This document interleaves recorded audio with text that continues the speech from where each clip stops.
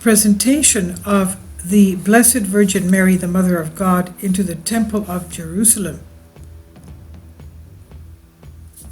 The entry of the Most Holy Theotokos of Virgin Mary into the temple is a feast celebrated today, November 21st. By Christians, the feast associated with the event recounted in the New Testament by St. James.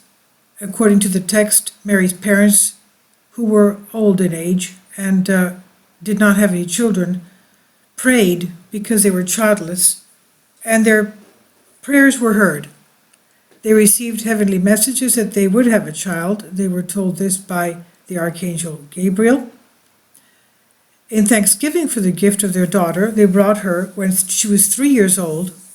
They were supposed to do that, they promised, when she was 2, but they kept her an extra year, 3 years old, and she was presented to the Temple of Jerusalem to consecrate her to God.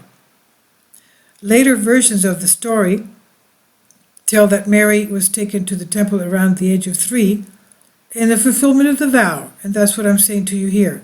I'm reading from the Wikipedia here. Tradition held that she was to remain there to be educated in preparation for her role, while she then got the message that she was to be the Mother of God. The Eastern Orthodox tradition is the day of women who are named Mary, who are not married, have their feast on this day.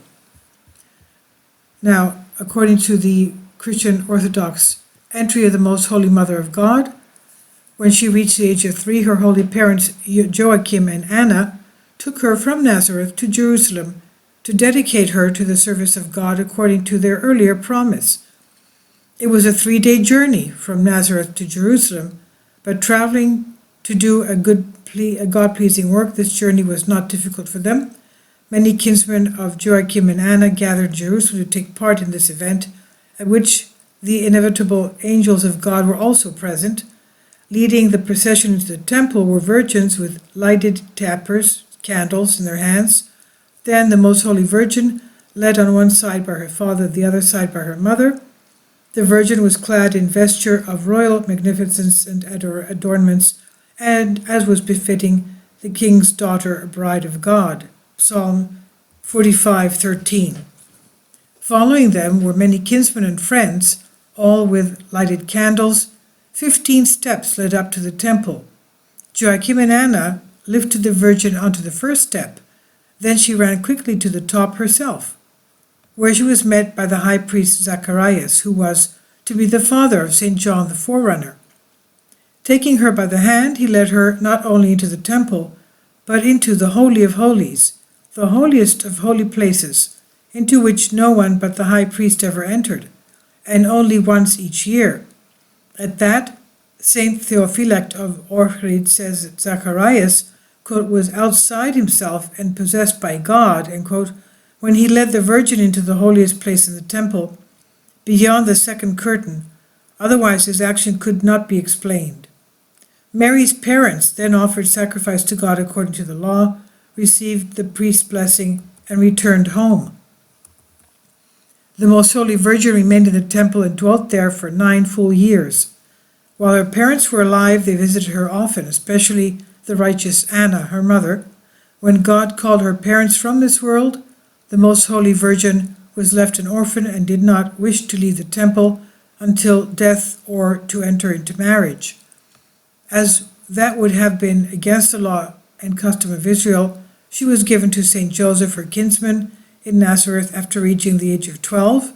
Under the acceptable role of one betrothed, she could live in virginity and thus fulfill her desire and formally satisfy the law.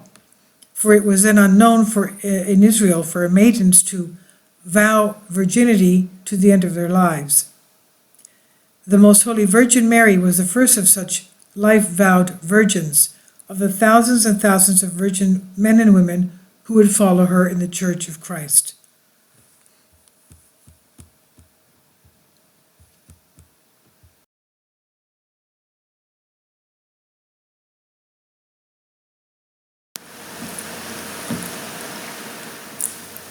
If you'd like to join me on my Patreon account, you will hear content not covered by mainstream media.